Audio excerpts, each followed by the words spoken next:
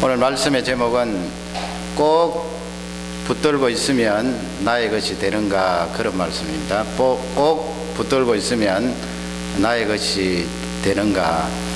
세 가지 정도로 그렇게 말씀을 살펴볼까 합니다. 첫 번째는 지나치게 집착하면 해롭다, 그런 말씀이에요. 지나치게입니다, 여러분. 지나치게. 그러니까 어느 정도는 우리 사람이 집착도 있어야 되죠. 그러나 지나치게 집착을 하면 해롭다. 우리가 여기 살면은 이 렌트를 많이 하지 않아요? 집만 렌트하는 것이 아니고 뭐 악기라든지 차라든지 용어는 조금 다릅니다만 렌트를 빌려서 그렇게 사용하게 되는데, 한번 이렇게 개인적으로 답을 해보시기 바랍니다. 내가 집이든 아니면 우리 자녀들 뭐 악기든 랩탑이든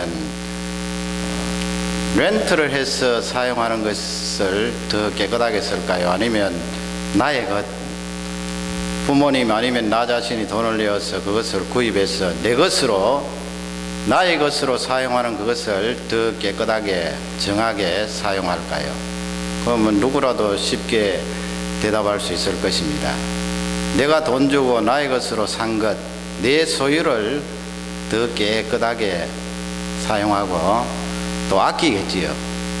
그것은 바로 소유라는 것입니다. 나의 것이기 때문에 그런 거지요. 그 나의 것 할 때는 집착이 있습니다. 집착이 없고는 나의 것이라 할 수가 없지요. 집착이 없으면 나의 것임에도 불구하고 그냥 다른 사람에게 주어버리고 또 그것이 사실상 나에게는 필요하지 않는 물건이 될 수가 있습니다. 그러나 중요한 것은 집착과 이 집중은 다른 거지요. 인생을 살아가는데 지나친 집착은 우리에게 해롭지만은 집중은 있어야 됩니다.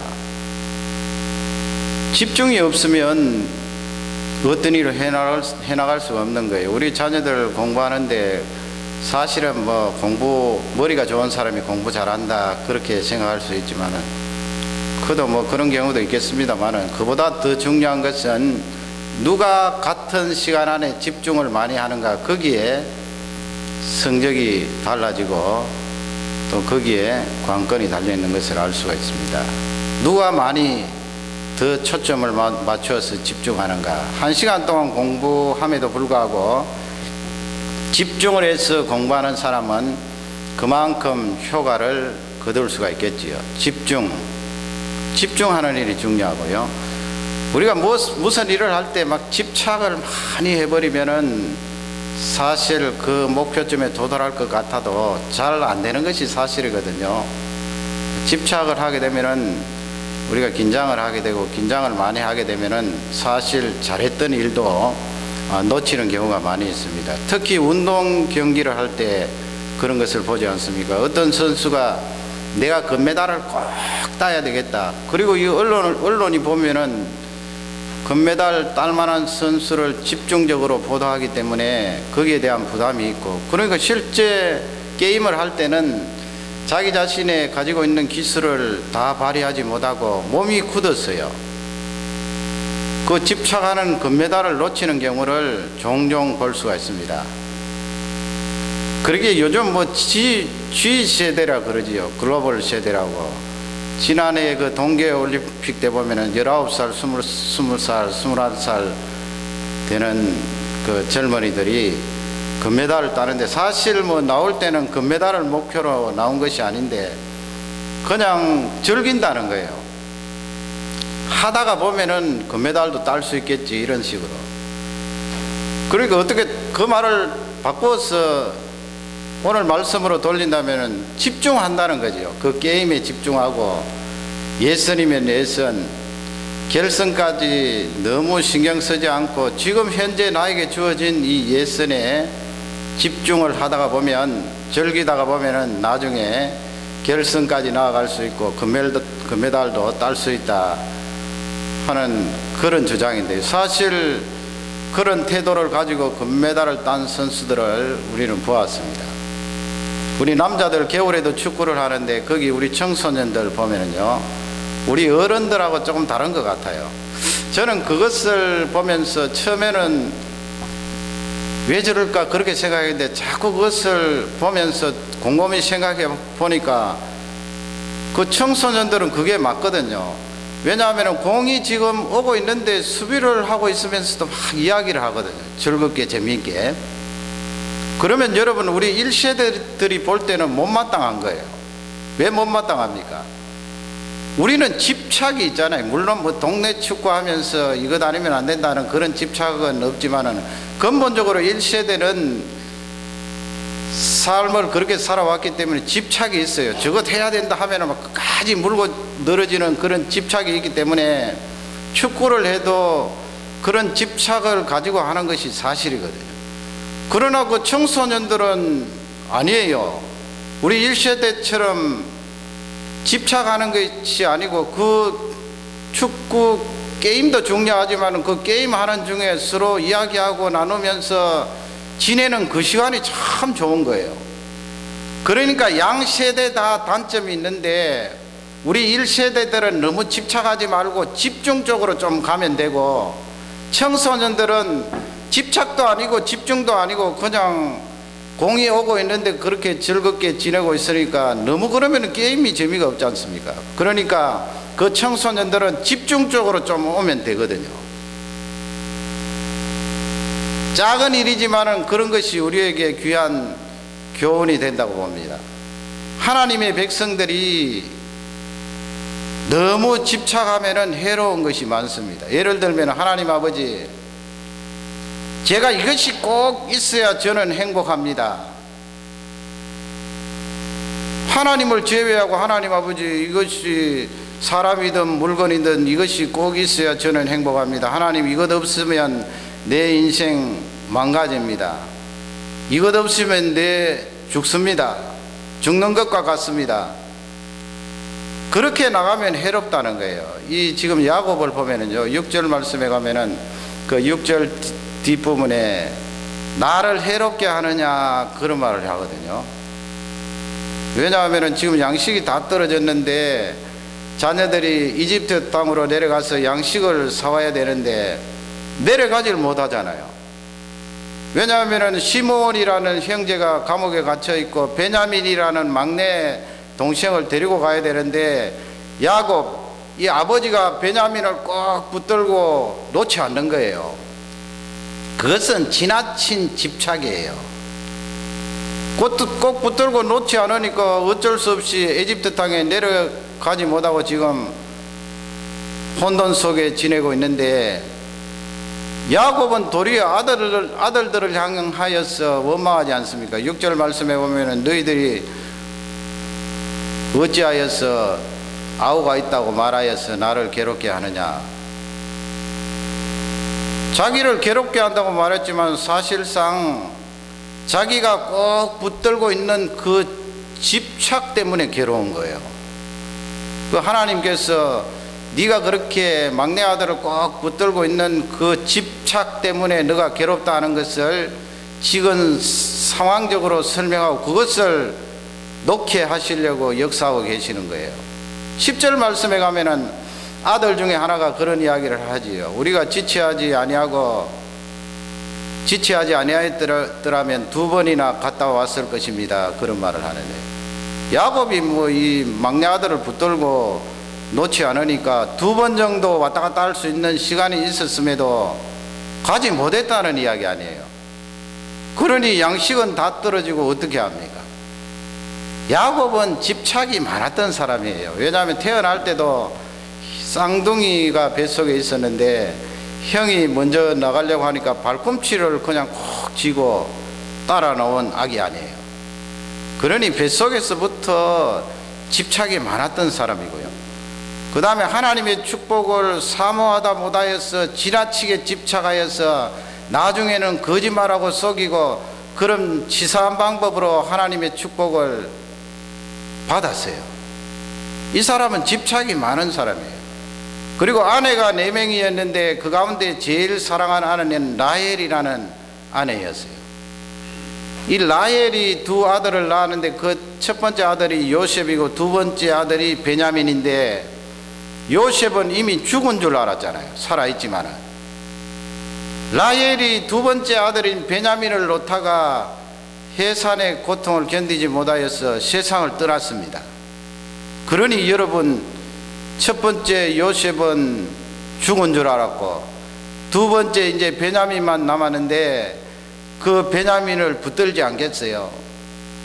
베냐민을 꼭 붙들고 놓치지 않는 거예요. 너 없으면 나 죽는다. 너는 나의 생명과 같다. 너는 내가 그토록 사랑했던 여인 라헬이 낳은 아들이야. 너는 나에게 행복의 필수 조건이야. 그래서 이 베냐민을 놓지 않은 거예요. 그러나 여러분 따지고 보면 그것이 너는 내 것이야 그 말을 할 때, 우리 하나님 믿는 백성들은 너는 내 것이야 할 때 사실은 내 것이 아니거든요. 너는 내 것이야 그 말을 하기 전에 너는 하나님의 것이죠. 그 하나님께서 우리 하나님의 백성들을 개개인을 향하여서 내가 너를 지명하여 불렀나니 내가 너를 구속하였고, 하나님께서 너는 내 것이라 그렇게 말씀하셨는데, 내가 그것을 싹 가로채워버리고 아들을 향해서 너는 내 것이야, 너는 내 생명과 같아, 너는 내 행복이야, 너 없으면 나 주고, 그러면 안 되거든요. 내가 아무리 사랑하는 배우자라도 배우자를 향하여서 너는 내 것이야, 당신 없으면 나 죽어, 그런 말 함부로 하면 안 되거든요. 왜냐하면 그 배우자도 배우자 자신에게 하나님께서 그를 지명하여 부르시고 하나님께서 먼저 그를 너는 내 것이라 그렇게 말씀하셨답니다. 그러니 이렇게 지나치게 우리가 집착하면은 해롭다는 거예요. 그 소매치기 하는 사람들이 글을 읽어보면은 어떻게 그 사람들이 그렇게 많은데 돈 가지고 있는 사람을 알고 귀중품을 가지고 있는 사람을 알고 싹 그것을 빼앗아 가는가? 그것은 간단하대요. 그냥 있을 만한 사람 가까이 가서 툭 한번 건드려 보면 그 사람이 툭 건드리는 그 역반응으로 금방 이렇게 간대요. 손이 어디로.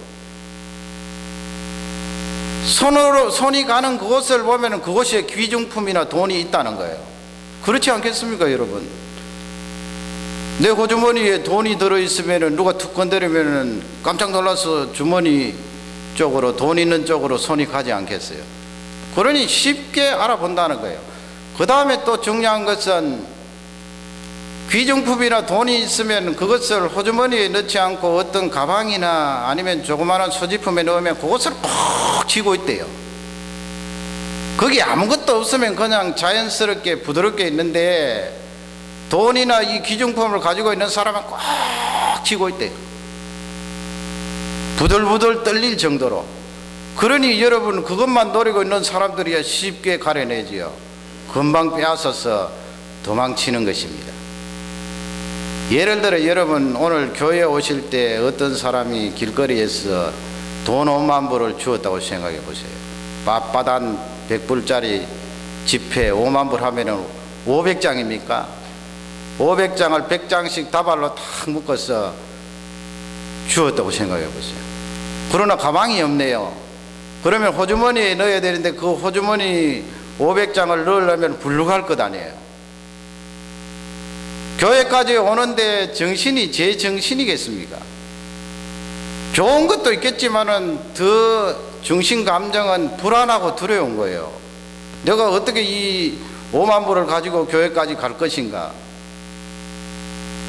거긴 왜 그렇습니까? 그건 집착이에요. 5만 불이라는 그 돈이 나에게 급작스럽게 들어왔기 때문에 거기에 집착하지 않을 수가 없는 거예요.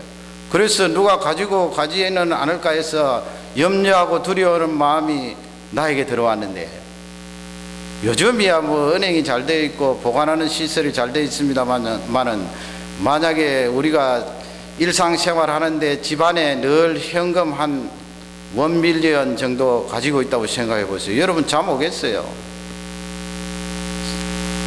정말 아침에 일어나면 안녕하십니까 그 인사가 몸에 와닿을 거예요. 밤에 잠을 못 자는 거예요. 100만 불 현금으로 집에 소지하고 있다고 생각하면 잠이 오겠어요. 불안하고 두렵고 근심이 되고 염려가 되고, 그 덩어리가 크니까 내가 거기에 더 집착한다는 말씀이에요. 그렇지 않고 100불이 우리 가정에 있으면 잠 잘 자지요. 집착을 덜 하니까 그런 거예요. 그러니까 내가 집착을 많이 하면 많이 할수록 나에게 유익이 되는 것이 아니고 나에게 해롭다는 거예요. 하나님께서 우리에게 주시는 말씀은, 야곱 너 아들이 지금 11명인데 요셉은 죽은 줄 알았으니까 11명인데 왜 그 마지막 아들 11명 아들 가운데 마지막 아들만 그렇게 붙들고 놓지 않느냐. 그렇게 집착하면은 하나님의 백성으로 해롭다 하는 것을 알려주시는 거예요. 그러니 상황을 흔들어서 그 마지막 아들 내려놓고 풀어주도록 하나님께서 인도하시는 것입니다. 그래서 여러분, 오늘 이 말씀을 통하여 지나친 집착은 해롭다 하는 것을 잊지 마시기 바랍니다. 그러면 두 번째로, 억지로라도 내려놓는다는 말씀이에요. 하나님의 백성은 하나님께서 사랑하시기 때문에, 하나님 아버지 내 이거 없으면 행복해질 수 없답니다. 내 이것 없으면 죽습니다. 내 생명과도 같습니다. 그렇게 하면서 꼭 붙들고 있으면 어떤 방법을 사용하시든지 그 붙들고 있는 것을 풀어놓도록 하시는 것이 하나님이에요. 그것이 사는 길이거든요. 야곱을 보세요. 이 야곱이 지금 나이가 130세 정도 되는데 사실은 17년 정도 있으면 세상을 떠나거든요. 17년 정도 있으면 세상을 떠날 사람이 막내 아들 꼭 붙들고 있는다고 자기가 뭐 안전을 책임질 수 있나요? 건강을 책임질 수 있나요? 사실은 아무것도 아니에요. 할 수 있는 것이랑은 아무것도 없어요. 문제는 자기가 붙들고 있는 지나친 집착이 문제예요. 1절 말씀에 가면은 그 땅에, 가나안 땅이죠. 가나안 땅에 기근이 심하였고 그렇게 되어 있죠. 보통 심한 것이 아니겠죠. 벌써 2번 왔다 갔다 할 정도로 시간이 지났으니까 이집트 땅에서 가지고 온 곡식이 다 떨어졌어요. 배는 고프고 어떻게 합니까? 2절 말씀에 가면은 이제 야곱이 그 아들들에게 이야기를 하지 않습니까? 다시 가서 우리를 위하여 양식을 사라, 그렇게 이야기를 해요. 그 이야기를 할 때는 야곱 가슴 속에 확 맺혀 있는 것이 있겠죠. 답답한 것. 왜냐하면 그 이야기 할 때는 벌써 베냐민이라는 이 막내 아들을 내려놓아야 되기 때문에, 풀어놔야 되기 때문에 얼마나 가슴이 서늘하겠어요. 답답하고 가슴이 서늘한 거예요. 그러나 어쩔 수 없는 거예요. 지금 계속해서 기다리고 있다가는 70명 되는 가족들이 쫄쫄 굶어서 굶기 일보 직전인데 어떻게 해요? 그래서 그 중간에 보면은 아들과 옥신각신하면서 말로 서로 왔다 갔다 하는데, 결국은 14절 말씀에 가면은 그런 말씀을 해요. 내가 자식을 잃게 되면 잃을 것이라 그랬습니다. 이 세상에 아무리 내가 꼭 붙들고 이것 아니면 내 죽습니다 그래도 하나님께서 환경을 조성하시면 놓지 않을 사람이 어디에 있나요? 이 야곱도 베냐민을 꼭 붙들고, 베냐민 아니면 나는 음부로 내려가서 슬피 우는 자가 될 것이라 말했던 야곱도 굶어 죽게 되었으니 어쩔 수 없잖아요. 내려놓게 되는 거예요.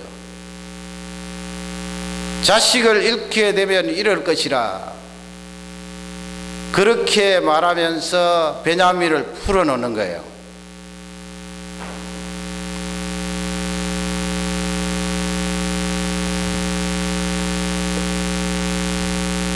우리는 옛날 생각하면은 옛날 농경시대라든지 아니면 양치고 가축 쳤던 유목시대라든지 그런 이 시골에서 산에서 들에서 살았던 그 사람들에 대해서 멀찌감치 지금 바라보는 그런 시각이 있습니다만은, 요즘 이 디지털 시대인데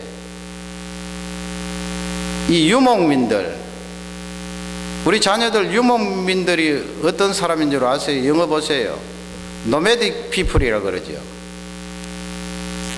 가축이나 양들, 소들 이렇게 끌고 다니면서 풀 있는 곳에 가서 어느 정도 풀을 뜯어 먹이고, 그 다음에는 또 풀이 다 떨어지면 다른 곳에 가서 풀을 먹이곤 해서 가축을 키우는 그런 직업이에요. 지금 컴퓨터가 있고 디지털 시대인데 그런 유목민 생활이 우리에게 와 닿습니까? 그러나 요즘 철학에 그런 유목민 철학이 있어요. 불란서에서 시작되었는데, 이 유목민 철학이 주장하는 것이 무엇인가 하면, 디지털 시대에서 사는 우리들도 사실상은 양은 치지 않지만은 옛날에 양치던 사람들처럼 이리 갔다 저리 갔다 한다는 거예요. 그것이 무엇인가 하면은 인터넷이라는 그 가상 공간이 있는데, 가상 공간 안에 들어가서 웹서핑을 한다는 거예요. 여러분 그렇지 않습니까? 이리 갔다 저리 갔다가 어떨 때는 이 청소년들이 잘못 들어가서 큰 어려움을 당하는 그런 경우도 있는데, 세계 방방곡곡에 다 갈 수 있잖아요. 집안에 가만히 앉아서. 양은 치지 않지만은 그런 철학은 여전히 살아있다는 말씀이에요. 조심해야 되지요. 양치는 그 일은 생업에 중요하고 사람을 먹여 살리는 중요한 역할은 하지만, 디지털 시대에 이 유목민 생활을 잘못하다가는 큰 수렁에 빠지고 중독에 빠질 수 있다는 말씀인데, 불란서 철학자가 주장하는 중요한 내용이 무엇인가 하면, 이 유목민 생활을 좀 배우라는 거예요. 유목민들은 한 곳에 정착하지 않기 때문에 집착이 많나요, 적나요? 집착이 적습니다. 그냥 여기저기 다니면서 풀 좋은 데 있으면 거기 가서 가축들을 위하여 풀을 먹이면 되는 것이지, 여기가 내 땅이다 해서 그것을 붙들고 지나치게 집착하는 그런 일은 없어요. 이리 갔다 저리 갔다. 사실은 그것이 성경적으로 바람직하거든요, 여러분. 우리가 지나치게 어떤 하나를 붙들고 이 야곱처럼 이것 아니면 죽습니다, 끝까지 굶어 죽을 때까지 이것은 놓을 수 없습니다, 그렇게 하면 해롭다고요. 그 인생이 해롭고 힘들고 어렵거든요. 그래서 이 철학자는 그 웹서핑을 하면서 웹서핑에서 엉뚱한 데 들어가지 말고 웹서핑이 주는 유목민적인 그런 사고를 본받으라는 거예요. 그 집착하지 말라는 거죠. 뭘 하나를 붙들고 집중하는 것은 괜찮지만 이것 아니면 죽습니다, 그렇게 늘어지지 말라는 말씀이에요. 어떤 신학자가 그런 글을 써놨더라고요, 여러분. 그 교회도 저도 그걸 읽으면서 상당히 참 연결이 되는 부분이 있다, 그렇게 생각했는데, 지금은 이렇게 보면은 교회들이 어느 교회고 다 같지 않습니까? 이렇게 장의자를 놓든지 아니면 교회 안에 들어가면 의자가 딱 세팅이 되어 있어요. 그래서 우리 교회도 뭐 이 앞자리로 가서 앉으십시오, 그런 이야기를 자주 하는데요. 의자가 고정되어 있기 때문에 그런 이야기를 하는데, 이런 고정된 의자까지라도 치우자는 거예요. 사람이라는 것은 집착하는 본능이 있기 때문에 의자 하나라도 그 자리에 딱 있으면 자기가 여기 갔다 저기 갔다 하는 것이 아니고요, 딱 들어오면은 자기가 앉았던 그 자리에 매주 앉는다는 거예요.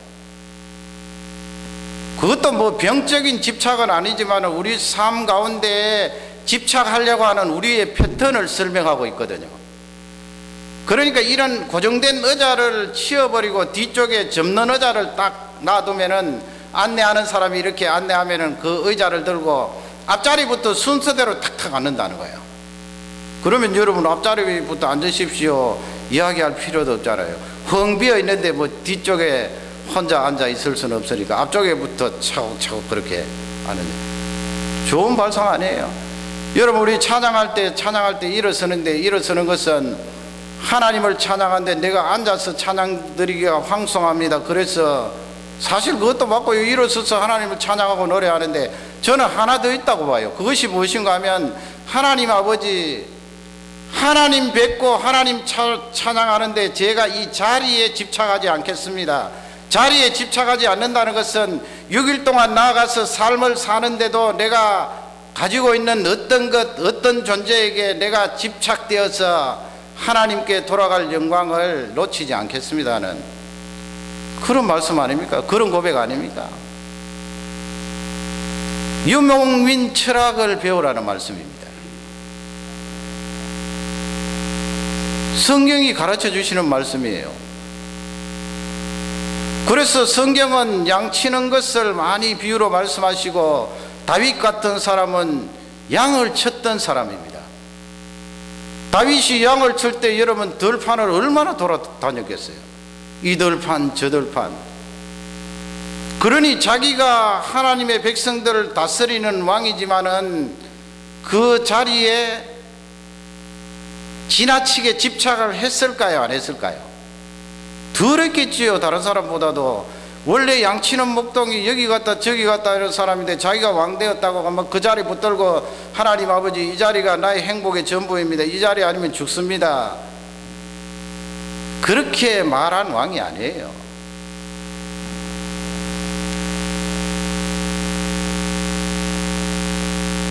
지나치게 집착을 하면 해로운데 하나님께서 이 야곱을 그 집착하는 베냐민에게서 떼어 놓으셨습니다. 그 하나님 앞에 갈 때가 다 되었는데 죽을 때까지 붙들고 있으면 어떻게 하겠어요? 떼어 놓았어요. 그 징기스칸 같은 사람은 그 사람도 유목민 아니에요. 그 사람이 땅을 차지한 그 점령 길이는 8,000km라고 합니다. 그 인구 100만을 가지고 전차 10만 대를 가지고 8,000km 되는 땅을 점령했는데 그렇게 할 수 있게 된 것은 바로 유목민적인 철학을 가지고 있었기 때문에 그렇습니다. 그렇게 한 지역에 집착하고 거기에 이곳 아니면 안 됩니다 붙들고 늘어지는 그런 것이 적었다는 거예요. 중국에 가면은 만리장성 있지 않습니까? 그 만리장성을 쌓을 때 두 가지를 염두에 두고 그 4,000km 만리니까 4,000km 뭐 정확한 수치는 나오지 않습니다만 그렇게 산으로 들러 성을 쌓았는데 그렇게 성을 쌓으면 외적들이 쳐들어올 때 막을 수 있을 것이다. 그런 보호적인 측면도 있지만은 어떻게 보면은 차단이에요. 외부하고 내가 차단시키겠다는 거예요. 중국 안에 있는 그 안에 있는 것으로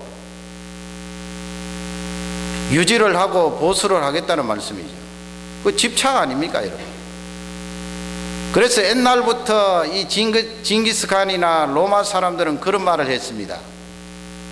성을 쌓는 일은 망하는 일이고 도로를 닦는 일은 흥하는 일이다 그랬습니다.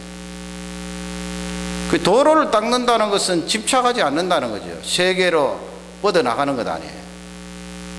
그러니 로마가 뻗어나갔고 징기스칸이 뻗어나갔던 것입니다. 성을 쌓으면 그 성 안에서 안전하게 살 수 있을지는 모르지만은 바깥에하고 차단이 되어 있기 때문에 자기 것을 고집하고 이것 아니면 죽습니다. 이것 아니면 행복이 없습니다. 붙들고 늘어지니까 해로운 거예요. 오래 가지 못하는 거예요. 결국은 망한다는 거예요. 하나님께서 우리 하나님 백성들에게 요구하시는 것은 지나치게 집착했던 것을 내려놓으라는 말씀입니다. 내려놓으라. 그러면 하나님 아버지 내가 그것 없으면 행복에 절대적인 영향을 미치는데 어떻게 하면 좋습니까? 세 번째로 내려놓으면 체험이 있다는 거예요. 역설이죠. 내려놓으면 체험이 있다. 14절 앞쪽에 보면은 야곱이 그런 고백을 해요. 하나님께서, 전능하신 하나님께서 그 사람 앞에서, 요셉을 말하죠. 요셉 앞에서 너희들에게 은혜를 베푸사, 너희들에게 은혜를 베푸사. 그 다음에 14절 끝에 가면은 내가 자식을 잃게 되면 이르리로다, 그런 말을 했거든요. 그러니 이미 야곱이 마음에 결정하고 이 베냐민을 풀어놓았을 때, 자기가 붙들고 있었던 그것을 내려놓았을 때 무엇이 있다는 거예요? 체험이 있는 거예요. 무슨 체험이 있습니까? 하나님을 의지하는 체험이 있지요. 하나님을 고백하는 체험이 있지요. 전능하신 하나님께서 그 사람 앞에서 너희들에게 은혜를 베푸사, 하나님의 은혜를 구하잖아요. 그러면 여러분 정리하면은 내가 무엇을 지나치게 집착하면 할수록 이쪽으로 하나님의 은혜를 구하는 쪽이 약해진다는 것을 알 수 있지요. 틀림없이 약해집니다. 왜냐하면 내가 집착하는 것을 의지하기 때문에 그렇습니다. 그러면 하나님을 덜 의지합니다. 사랑이 무엇입니까? 우리 1.5시의 자녀들 사랑이 뭐예요? 사랑. 내가 당신을 사랑합니다 할 때 사랑. 어떤 사람이 나 당신이 좋아하면서 막 상대방의 의견을 묻지 않고 죽자 사자 따라다닐 수 있잖아요. 나 당신 없으면 죽어, 당신이 나의 행복 전부야, 막 따라다니네. 여러분 그렇게 상대방의 의견도 묻지 않고 따라다니면은 뭐라고 그러는 줄 아세요? 어머 쟤 스토커네. 스토커거든요. 사랑이라는 것은 자기 자신이 그 사람을 좋아한다고 그냥 일사천리로 내가 당신을 사랑하니까 당신은 나한테 절대적으로 필요해. 물론 뭐 한 사람을 위하여서, 한 사람 얻기 위해서 그렇게 대시하고 프로포즈 하는 것도 중요하겠지만은 제가 일반적인 원리를 말씀드리는 거예요. 그렇게 한 사람의 의사를 묻지 않고 지나치게 밀어붙이면 그건 스토커예요. 사랑이 아니라고요. 그러면 사랑이 무엇인가? 사랑이라는 것은 사람마다 공간이 있잖아요. 나의 공간이 있고 당신의 공간이 있는데, 내가 당신을 사랑합니다 그렇게 할 때는 내가 가진 이 공간 안으로 상대방이 들어오도록 배려를 하는 거예요. 상대방이 내 공간에 들어오도록 배려를 하니까 얼마나 신사적이고 얼마나 친절해요. 그게 사랑이거든요. 그 우리 1.5세 자녀들 춘향전 아시죠? 춘향전 옛날에 그 픽션인데 꼭 읽어보셔야 돼요. 거기 보면은 벤사토라고 이렇게 높은 사람이 나오는데 거기 춘향이 등장하잖아요. 그러나 춘향은 몇 시간 만났지만은 이도령을 아주 사랑하게 되었는데, 워낙 이 춘향이 아름다우니까 벤사토가 춘향을 끌어다가 잠자리를 같이 하자 그러니까 이 춘향이 이미 이도령을 사랑하는데 그거 들어줄 리가 있나요? 거절하니까 벤사토가 이 춘향을 감옥 속에 집어넣잖아요. 칼을 씌워서 감옥 속에 집어넣는데, 여러분 그 픽션인데 거기 문학적인 가치가 있다고요. 그 내용을 보면은 사랑에 대해서 설명하는 내용인데 그것이 무엇인가 하면 생각해 보세요. 벤사토가 힘이 있거든요. 부하들에게 명령만 내리면 춘향이 자기 방에 들어올 수 있게 하고, 그리고 그는 남자이기 때문에 강제적으로 춘향을 욕볼 수 있다고요. 그럼에도 불구하고 벤사토는 그런 방법을 사용하지 않고 그냥 감옥에 집어넣었다고요. 그렇게 한 의도가 무엇입니까? 내가 사랑하고 싶은 사람인데 그렇게 강제적으로 하지 않겠다는 거예요. 그냥 내 공간, 벤사토가 가지고 있는, 물론 그 사람이 악한 사람이에요. 그럼에도 불구하고 문학 작품이니까 그렇게 해석해 본다는 것입니다. 벤사토가 가지고 있는 그 공간이 있는데 내가 춘향을 사랑하고 싶은데, 그러면 춘향 네가 자의적으로 이 내 공간에 들어와서 나를 사랑해 달라는 그 마음이 있잖아요.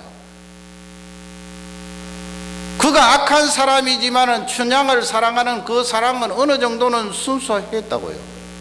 그렇기 때문에 강제적으로 안 했거든요. 그러면 여러분, 사랑이라는 것은 내 공간 안에 들어오도록 배려하고 친절을 베풀고 그런 것이 사랑인데, 고백을 하잖아요. 어쩌면 이 고백이 내가 당신을 사랑합니다 하는 그 고백보다도 더 높은 수준의 고백이거든요. 뭡니까? 당신이 내 공간에 들어와서 행복합니다. 내 공간은 빼더라도 당신이 있기 때문에 내가 행복합니다. 그건요, 사랑보다도 더 깊은 고백이에요. 당신이 내 옆에 있기 때문에 고백합니다. 내 공간에 들어와 있기 때문에 행복합니다. 그러면 집착은 무엇입니까? 스토커가 뭐예요? 내 공간에 들어오지도 않았는데 그냥 밀어붙이는 거죠. 내가 당신을 좋아해. 나를 사랑하고 좋아해 달라. 야곱이 베냐민을 붙들고 있는 것도 마찬가지예요. 풀어놔야 되지요. 지금 야곱이 이제 내려놓잖아요. 그러면 내 아버지의 그 공간 안에 베냐민이 떠나갔습니까? 내려놓으면 떠나갔나요? 아니에요. 이집트로 갔다고 야곱의 공간에서 떠나갔나요? 아니에요. 아버지로서 가지고 있는 그 공간 안에 여전히 머무르고 있지만은 물리적인 육체는 이집트 땅에 내려갔는데, 그러면 베냐민을 탁 내려놓으니까 그냥 베냐민에게 매달려서 너 아니면 내 죽어, 내 생명 가도 같아 그랬던 야곱이 탁 내려놓는데, 가만히 보니까 여전히 베냐민이 자기 공간 안에 있거든요. 아버지가 아들을 사랑하잖아요. 내려놓음에도 불구하고 여전히 사랑하고 있다고요. 하나님께서 우리에게 요구하시는 사랑이 그 사랑이에요. 너희들 절대적으로 하나님을 첫 번째로 사랑하라, 그 말씀이고요. 그 다음에 너에게 주어진 사랑하는 사람들을 사랑하라는 말씀인데, 그건 집착이 아니고 이 내용이에요. 여전히 내 공간에 있어요. 내가 그를 사랑하고 있어요. 그런데 보세요. 자기의 공간을 보세요. 자기의 공간은 좁아요. 내 하나도 감당할 수 없는 그런 열악한 공간이에요. 자기의 공간에 누가 침투를 하면 막아줄 수 있는 힘도 없어요. 어떻게 막아줘요? 열악하고 힘도 없고 능력이 없는 것이 우리 사람의 공간 아니에요.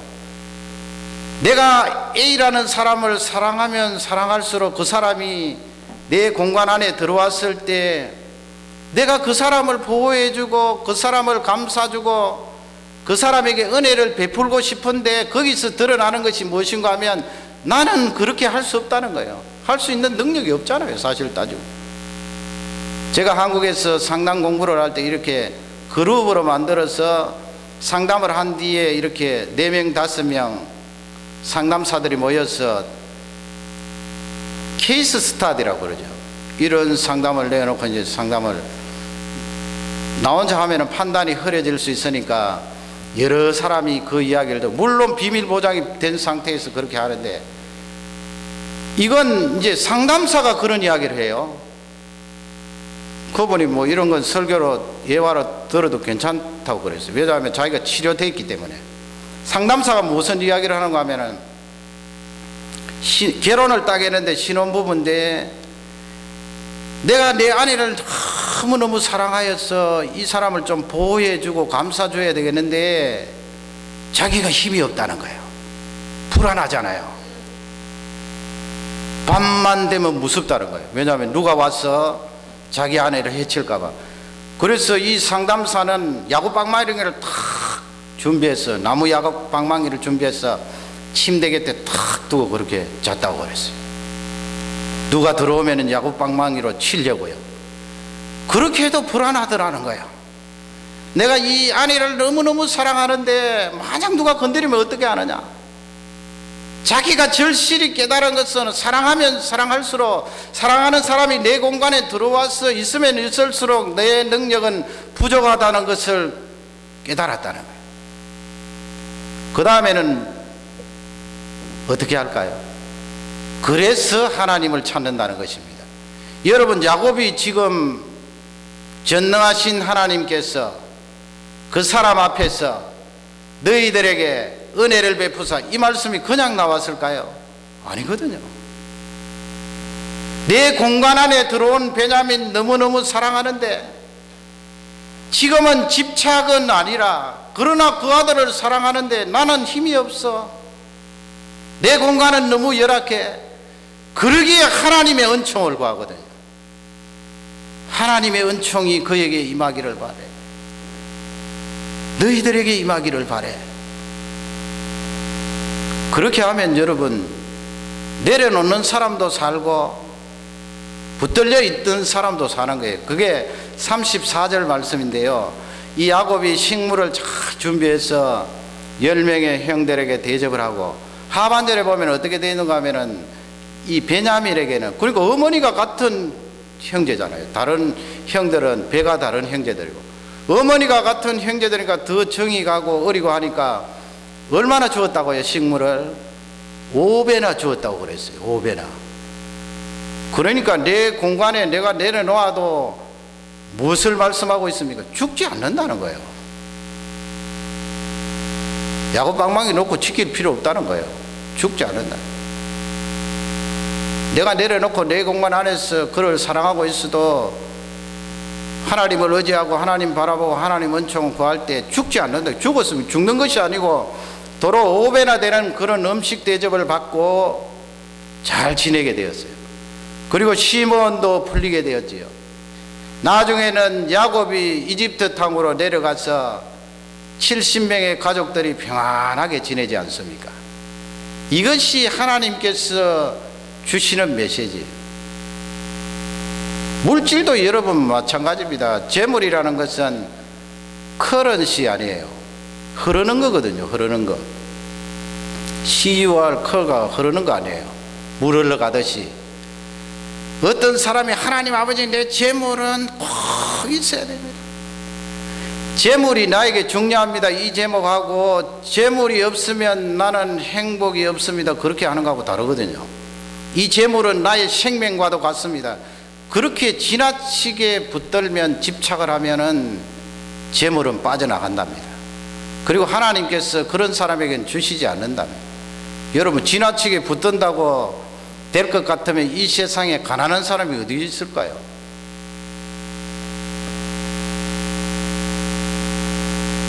재물은 필요한 거지요. 하나님께서 주시면 그 재물을 흘러보내면 되고요. 흘러보내면 들어오고요. 들어왔다 나가고 들어왔다 나가고 하는 것인데, 그것을 붙들고 하나님 내 생명과도 같습니다 이렇게 하면은 흘러가 버리는 건 있는데 들어오는 건 없다는 것입니다. 그러니 여러분은 기도할 때도 하나님 아버지 이 재물을 집착하지 말고 내 사명에 따라 하나님께 구하고 나에게 흘러들어올 수 있도록 은혜를 더하여 주십시오 기도해야 되는 것입니다. 집착하면 나에게 해롭습니다. 내려놓으면, 풀어놓으면 나에게 체험이 있습니다. 하나님을 의지하고 하나님의 은혜를 구할 때 주시는 그 체험이 있습니다. 그 체험은 나를 살리는 것입니다. 내가 살아나는 것입니다. 내 주위에 있던 사람들이 살아납니다. 생명을 얻습니다. 이 말씀이 축복이 되기를 주님의 이름으로 축원합니다.